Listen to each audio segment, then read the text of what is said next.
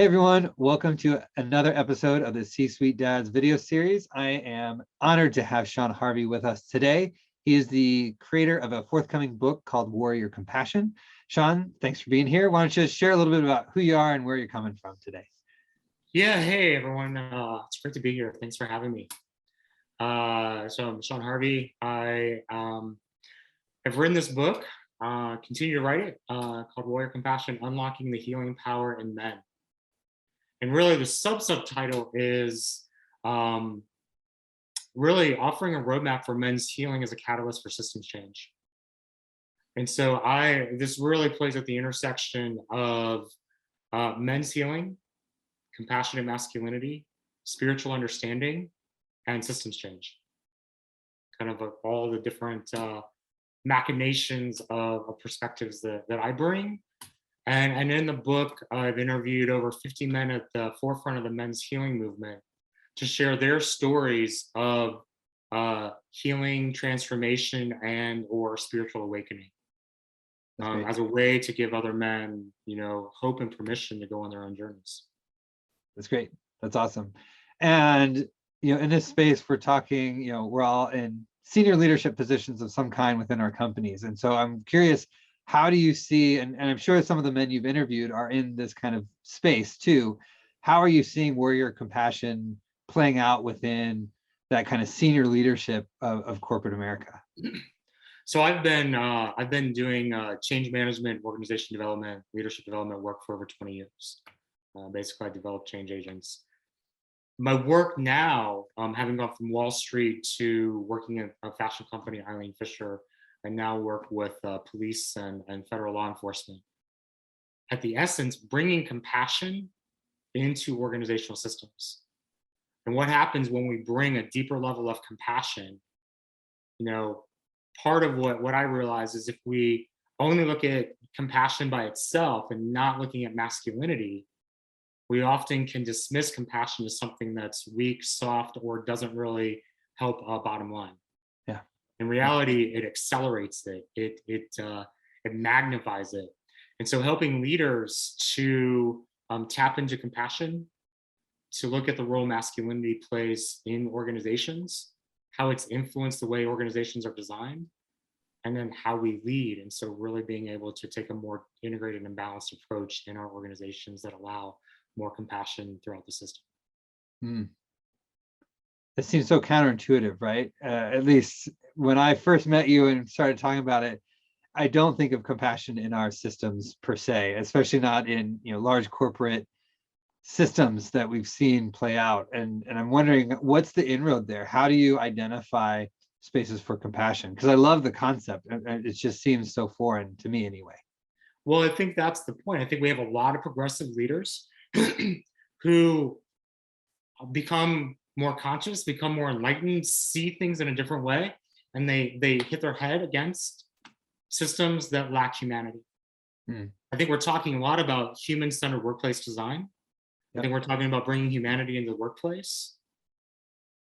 Where I think that stems, I was the head of personal transformation and well-being for Eileen Fisher. Part of the work that we did was we believed if we wanted to create a culture that was more compassionate, we had to start with the compassion of the individual. So working with leaders in their own personal growth work, their own transformation journeys to help them open their hearts to the greatest level of compassion possible.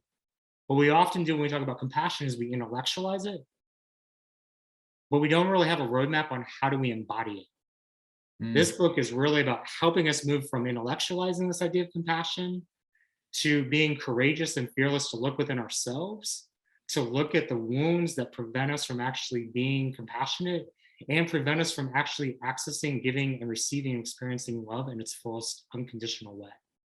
Is there resistance that you're feeling from folks? Because it sounds very intense and exciting and I love it, but what's the resistance look like? How do you combat that?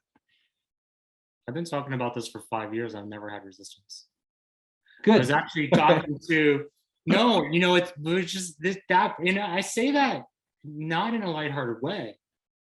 I remember talking to someone on my team. We do work around bringing compassion into policing, and I work with someone that's headed up the National Academy for the FBI at Quantico. And we had a 2.5-hour conversation. And he said, Sean, I can't refute, rebut, or argue with anything you're saying. You're not talking about training cops to be better cops. You're talking about developing officers into better humans, right? I think when we take it out of it, you have to be a certain way. There is a way. The shoulds that we often identify. This book is about helping us discover and learn to love the truth of who we are and our fullness, tap into our wholeness, and come into a deeper sense of our own humanity. When I speak about it like that and saying, and stop saying you have to change, stop saying, and I also empathize with the confusion many men, especially men in organizations, feel around the shifting narratives around manhood, masculinity, gender, power, and race. Creates a lot of confusion without a lot of space to ask your questions. Yeah. And this book is about helping us, one, navigate a changing landscape and how do we adapt. It helps us to look at the ways that we may be suffering in silence and going the lone ranger of trying to hold it all and trying to navigate a world that's telling us we have to change because we're broken, when in reality, we're not broken. And I want people to just stop thinking that, because that is demoralizing and detrimental. And really move to, we're all wounded because we're human. And this isn't a conversation around masculinity making us do things. It's about our relationship to masculinity constricting us from having the tools and the access to heal our wounds. And if we act out or we act in, we're doing it from a place of wounding. And what the world needs most from us right now is to come from a place of our healing as men. So we can start to build bridges across gender.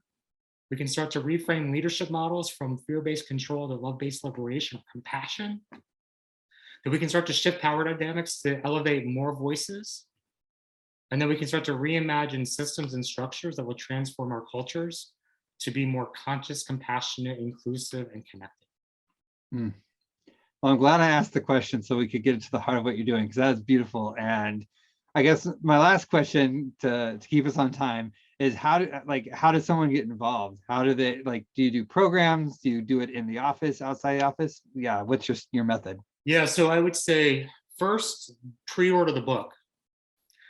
Second, let's do some fireside chats. Let's bring 10 people in your organization together and talk about the roadmap, the insights, and the perspectives around how do we bring healing into our organization by helping men engage in their own personal growth work.